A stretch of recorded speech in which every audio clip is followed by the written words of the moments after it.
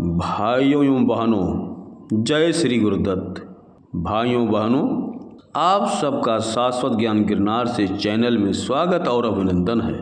आज हम आप सबको माता दुर्गा जी की महिमा, उनके नवरात्र व्रत कथा की महिमा की पूर्ण जानकारी देना चाहता हूँ। आदिशक्ति जगदम्बा माँ दुर्गा 33 कोटि देवताओं की शक्ति से बनी हुई हैं। ये ऐसी ऊर्जा पुंज हैं जैसे परमाणु बम, आइटम बम, हाइड्रोजन बम काम करता है, वैसे ही माँ दुर्गा जी अपने भक्तों के लिए काम करती हैं। जब संसार की समस्त शक्तियाँ, संसार के सारे नियम, संसार के सारे वस्तु कार्य करना बंद कर देते हैं, तब माता दुर्गा जी अपने शक्ति का प्रयोग कर इस ब्रह्मांड को चलायमान करती हैं और विनाश भी करती हैं। भाइयों बहनों, एक बार की बात है, भगवान बृहस्पति जी ब्रह्मा जी से सवाल किया, चैत्र व अश्विनी मास के शुक्ल पक्ष में नवरात्र व्रत का और उत्सव क्यों किया जाता है? इस व्रत का क्या फल है और इसे कैसे किया जाता है? धार्मिक कथाओं के अनुसार ऐसा वृत्तांत दिया गया है। तब ब्रह्मा जी ने बताया कि चैत्र व अश्विनी मास के शुक्ल पक्ष में नवरात्र का व्रत और उत्सव का फल के बहुत बड़े मायने रखते हैं। पहले आप इसको जानिए कि इस व्रत को कैसे किया जाएगा। ब्रह्मा जी ने कहा, हे बृहस्पति, प्राणियों के हित की इच्छा से तुमने बहुत बड़ा प्रश्न किया है। दरअसल जो मनुष्य मनोरथ पूर्ण करने वाली दुर्गा महादेवी जी का और महादेव सूर्य और नारायण जी का ध्यान करते हैं, वे मनुष्य धन्य हैं। यह नवरात्र व्रत संपूर्ण कामनाओं को पूर्ण करने वाला है। इसके करने से पुत्र की कामना वाले को पुत्र, धन की लालसा वाले को धन, विद्या की चाहने वाले को विद्या और सुख की इच्छा वाले को सुख मिलता है। इस व्रत को करने से रोगी मनुष्य का रोग दूर हो जाता है, मनुष्य की संपूर्ण विपत्तियां दूर हो जाती हैं और घर में समृद्धि की वृद्धि होती है।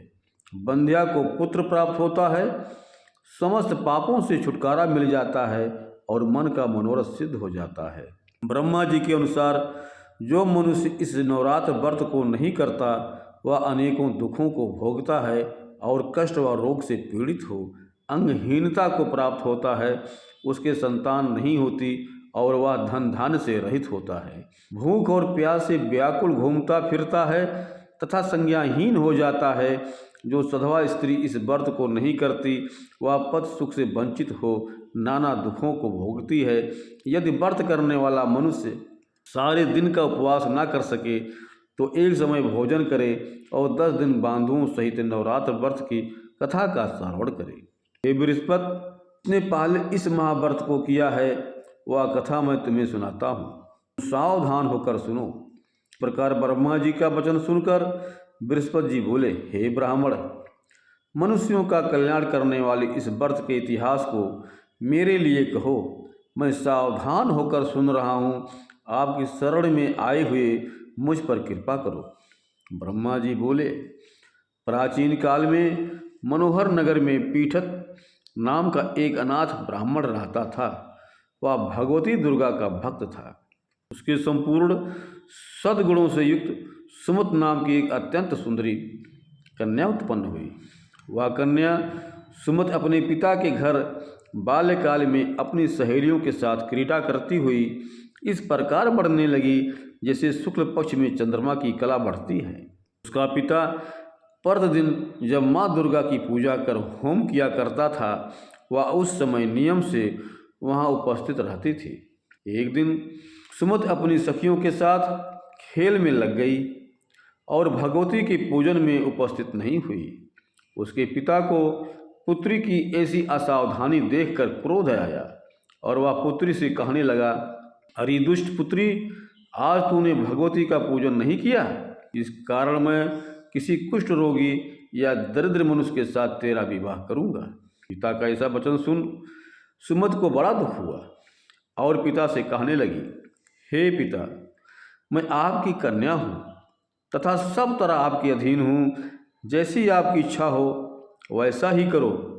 राजा से, कुष्टी से, दरिद्र से अथवा जिसके साथ चाहो मेरा विवाह कर दो, पर होगा वही जो मेरे भाग्य में लिखा होगा। मेरा तो अटल विश्वास है, जो जैसा कर्म करता है उसको कर्मों के अनुसार वैसा ही फल प्राप्त होता है।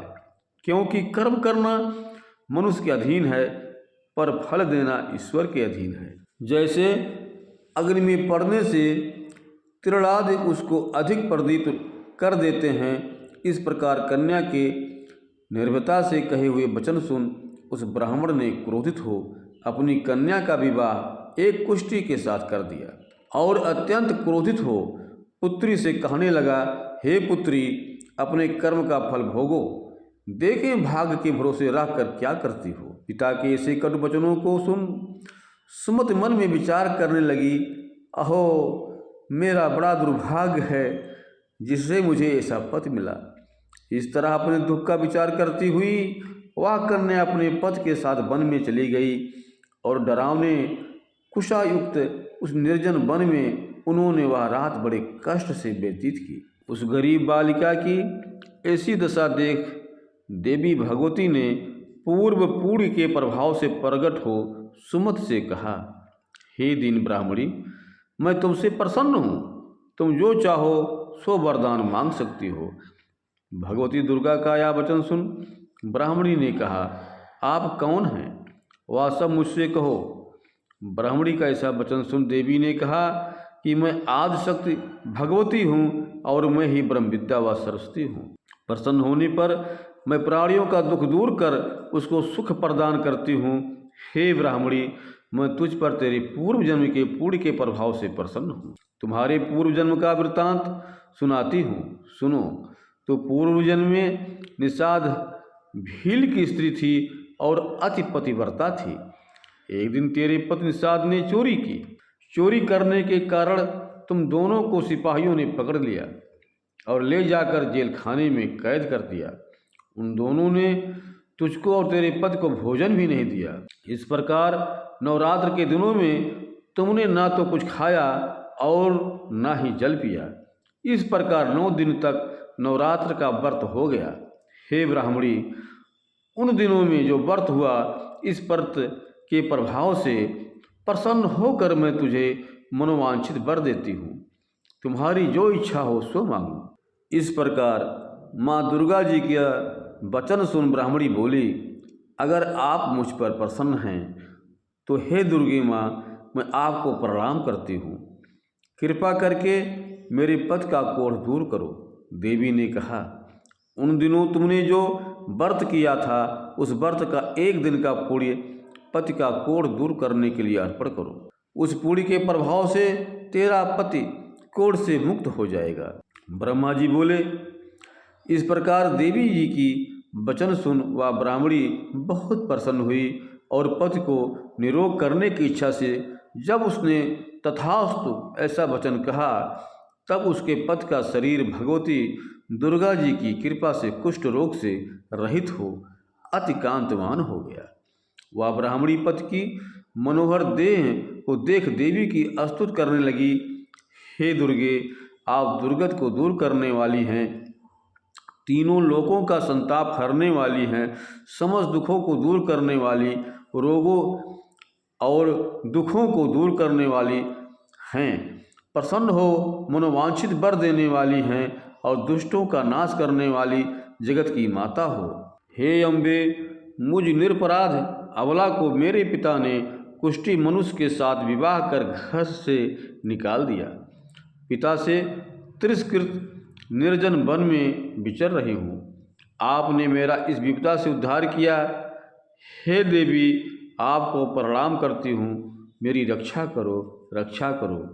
ब्रह्मा जी बोले, हे बृहस्पति, उस ब्राह्मणी की ऐसी स्तुति सुन देवी बहुत प्रसन्न हुई और ब्राह्मणी से कहा, हे ब्राह्मणी, तेरे उदालय नामक अति बुद्धिमान, धनवान, कीर्तवान और जितेंद्रिय पुत्र शीघ्र उत्पन्न होगा, ऐसा वर प्रदान कर देवी ने ब्राह्मणी से फिर कहा कि हे ब्राह्मणी, और जो कुछ तेरी इच्छा हो वह मांग ले।